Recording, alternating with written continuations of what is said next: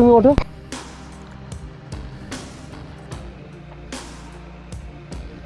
হ্যাঁ হ্যাঁ হ্যাঁ,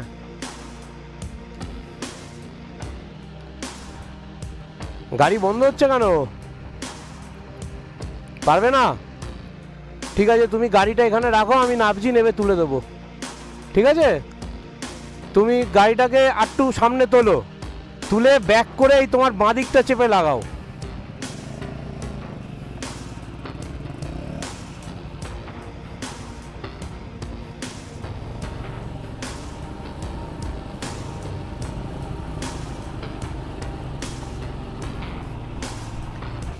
রাত্রির হয়ে গেছে এখন 7:30, আর পুরো এরিয়ার কারেন্ট চলে গেছে। এখানে এতটাই চরম লেভেলের ঠান্ডা হয়ে রয়েছে, আর খুব পরিমাণে হাওয়া চলছে, যার জন্য আজকে একটুখানি ওলমগ নিতেই হবে। ঠান্ডাটা সত্যি দুর্দান্ত ঠান্ডা। আমরা এতটা ভাবিনি ঠান্ডা এই টাইমে, মানে ফেব্রুয়ারিতে এসে এই টাইমে এতটা ঠান্ডা এখানে থাকবে। তাহলে ভাবো দার্জিলিংয়ে গেলে কিংবা সিকিমের দিকে গেলে এখন কি ধরনের ঠান্ডা রয়েছে।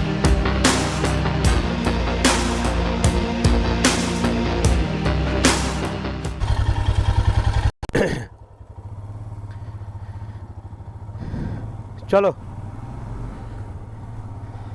একটা প্রবলেম থেকেই যায়, সেটা হচ্ছে পাহাড়ে ঘুরতে এলে এই ম্যাপ নিয়ে। যাক, আমরা প্রায় 15 মিনিটের ডিস্টেন্স আমরা ডাউন এরিয়াতে ফেলে এসেছি, যেটা ভিক্টোরিয়া কলেজে, সরি ভিক্টোরিয়া স্কুলের যে গেটটা। বাট তাই এখন প্ল্যানিং করলাম যে আজকে এখান থেকে শিটং চলে যাই। শিটং এখান থেকে 19 কিলোমিটার।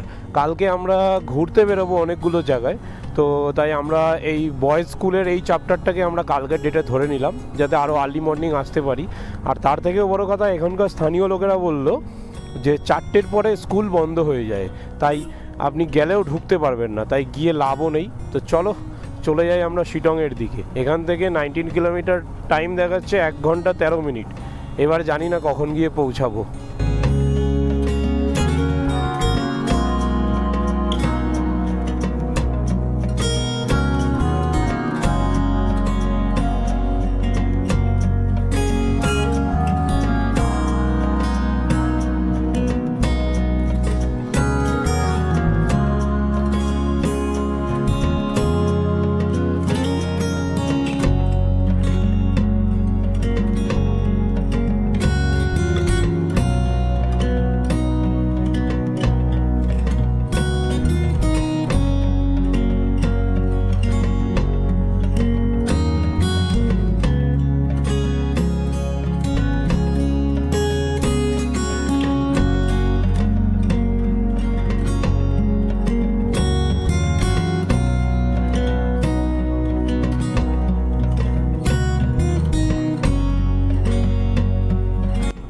আমি এর আগে অনেকবার পাহাড়ে ঘুরেছি, কিন্তু পাহাড়ে এরকম টাইপের কুয়াশা আর মেঘ কখনো দেখিনি।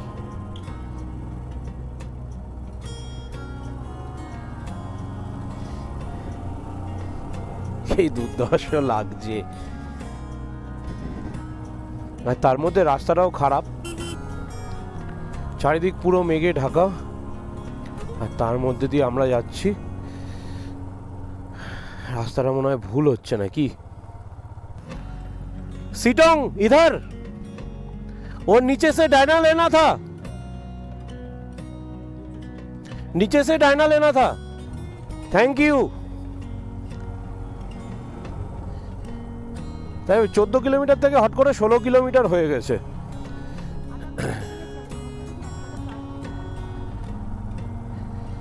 পাহাড়ে একটা সমস্যা, মানে প্রপারভাবে যদি নেটওয়ার্ক না পাওয়া যায় তাহলে ম্যাপটা চলতেই চায় না। এর একটা সলিউশন আছে, ম্যাপটাকে ডাউনলোড করে নেটটা অফ করে দিলে একটা সমস্যার সমাধান হয়ে যায়, কিন্তু আবার বাকি মেসেজ, বাকি ফোন কল সেগুলো আবার হাইড হয়ে যাবে। এদিক দিয়েও রাস্তা আছে কিন্তু অনেকটা ঘুরে, এটা শর্ট দেখাচ্ছে।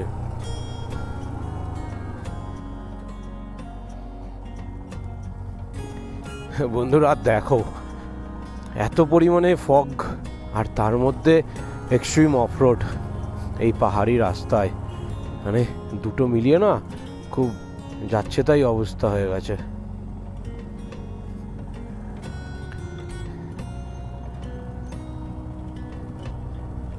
মানে সামনে মোটামুটি 2-3 মিটারের পরে আর কিছু দেখাই যাচ্ছে না, এরকম ওয়েদার। দীর্ঘক্ষণ অফরোডের পরে আমরা ফাইনালি শিটংয়ে চলে এসেছি। এটা আপার শিটং, এই যে লেখা রয়েছে আই লাভ শিটং। আমরা কালকে এই জায়গাটায় আসবো, হ্যাঁ, সকালে। এখান থেকে 1 কিলোমিটার দূরে আমাদের রিসর্ট রয়েছে, কাঞ্চন ভিউ রিসর্ট। রিসর্ট তো না, হোমস্টে। অবশেষে আমরা পৌঁছালাম আমাদের হোমস্টের কাছাকাছি। জাস্ট 2টো হোমস্টে পরেই আমাদের লোকেশন। মেঘবেলাতেও আমি দেখেছিলাম ট্রাই করে, কারণ বাট মেঘবেলাতে ফুল, সামনের দিকে কোনো লোকেশন নেই, সেই জন্য আর ইসে করিনি। তো তুমি ওঠো।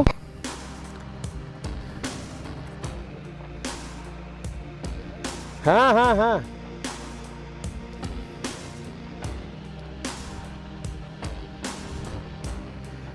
সোজা তুলে ঘোরাও।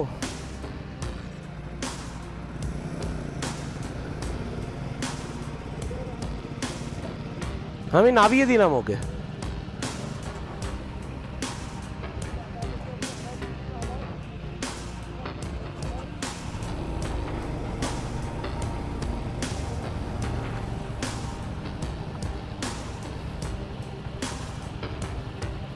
না, এবার সামনে যাও, এবার সামনে যাও।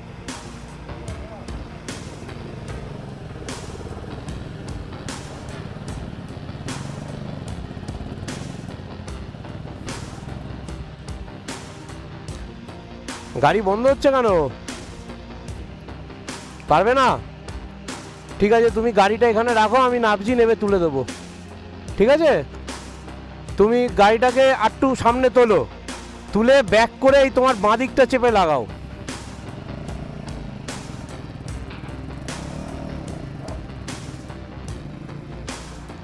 ব্যাগ ওখানেই রাখো, ওখানেই রাখো।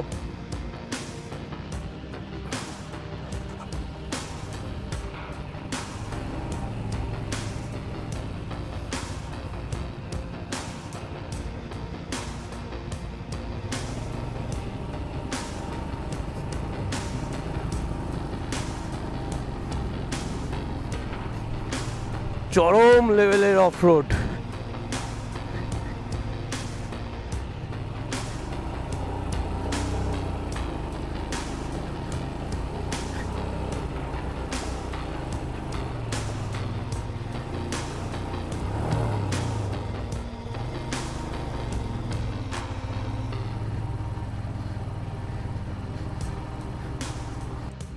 হ্যাঁ, আসছি। নিবি, এটা ধরো, আমি যাচ্ছি।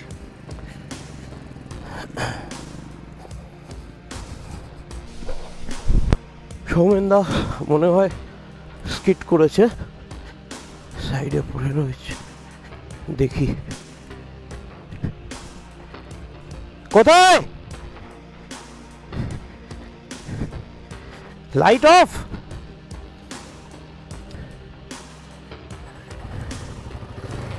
ছেড়ে দাও, ছেড়ে দাও, ছেড়ে দাও।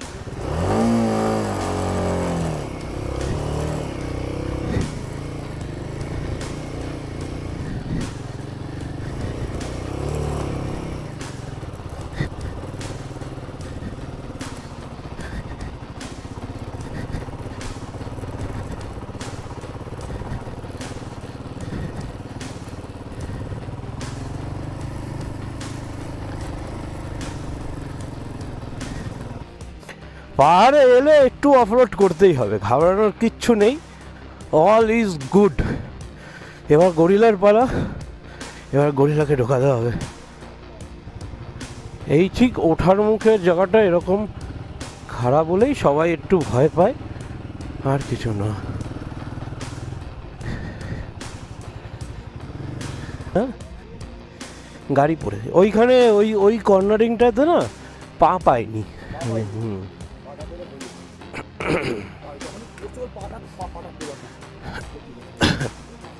আরে পাহাড়ে এলে এইসব অফরোডিং হয়, মানে কি বলতো, একটু মেন্টালি শান্ত থাকতে হবে। উঠে যাব। ফাইনালি আমরা চলে এসেছি আমাদের হোমস্টেতে।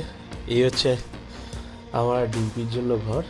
অলরেডি আমরা ঘাটাঘাটি করে ফেলেছি ঘরটাকে। আর এদিকে ওয়াশরুম রয়েছে, দেখাচ্ছি। এই হচ্ছে ওয়াশরুম, দুর্দান্ত।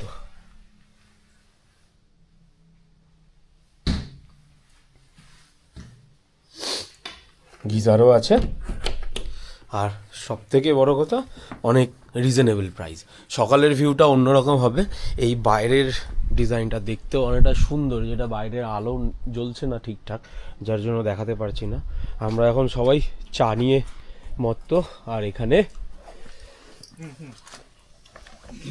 চিকেন পকোড়া। দুপুরের আমাদের লাঞ্চটা মিস হয়ে গেছে, তাই আমরা সন্ধ্যেবেলা লাঞ্চ করলাম না। চিকেন পকোড়া আর চা খাওয়া হয়ে গেছে। রাত্রির হয়ে গেছে এখন 7:30, আর পুরো এরিয়ার কারেন্ট চলে গেছে। যেদিকে তাকাবে সেদিকে কোথাও কারেন্ট নেই। আমরা এখানে একটুখানি ইমার্জেন্সি কানেকশন নিয়েছি। 6টা অর্ডার দিয়েছি। হ্যাঁ 6টা, আমি একটা নিয়েছি, ওই যে ওখানে রাখা। এগুলো কি ড্রাগস? এখানে বুড়ো বাবা বসে রয়েছে, বুড়ো সন্ন্যাসী। এই কারেন্ট চলে এসছে।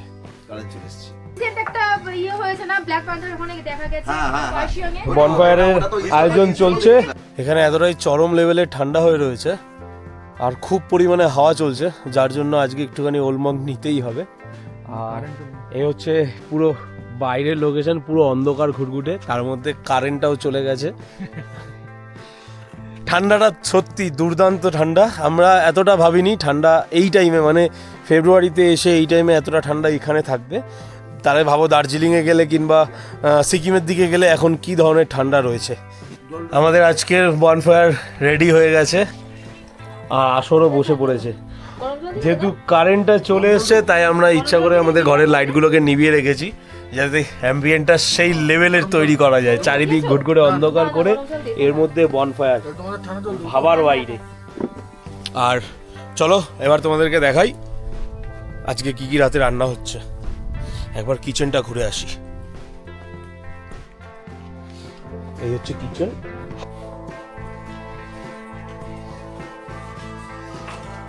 क्या बन रहा है आज? सब बन गया इधर? चिकन दे रहे, दाल दे रहे, रोटी और अंडा करी। ये रोटी रख दीजिए,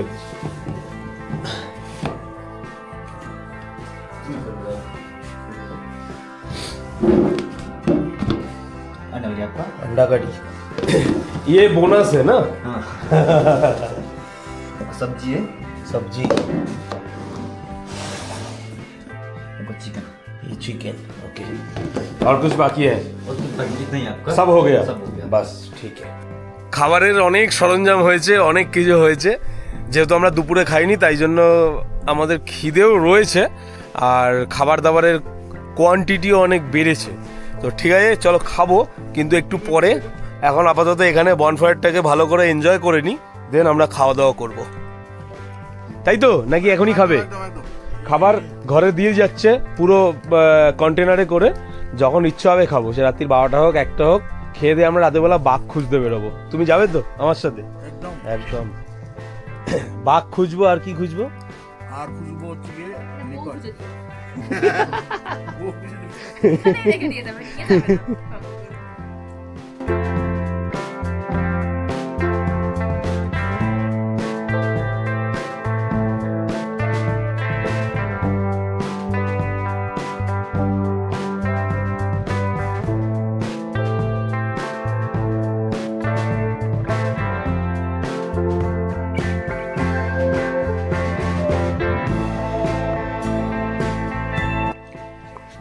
রাত্রি বাজে এখন 12টা। আমরা ডিনার করতে বসলাম, আরও দুজন দাদারা অলরেডি খেয়ে শুয়ে পড়েছে। ডিপিও ডিনার করছে। তোমরাও ডিনার করে ঘুমিয়ে পড়ো। আজকের মতো এখানেই শেষ করছি। Tata, good night.